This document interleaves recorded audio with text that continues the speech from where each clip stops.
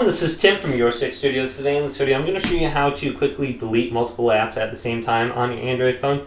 So if you download a bunch of stuff, let's go to the Google Play Store right here. And then just click on something on the bottom, like games here.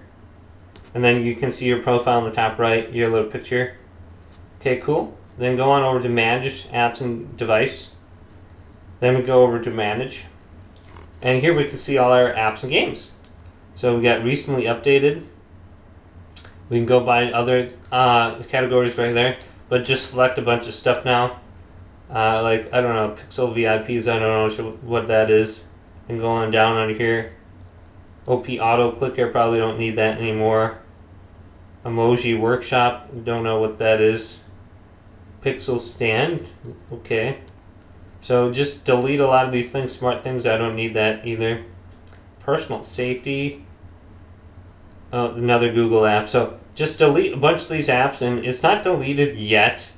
So here's a VPN. Sound amplifier. Okay. So there's a lot of useless apps that you might have downloaded. Then just go to the trash can and uninstall. So this is a lot quicker than going, one by one deleting the app.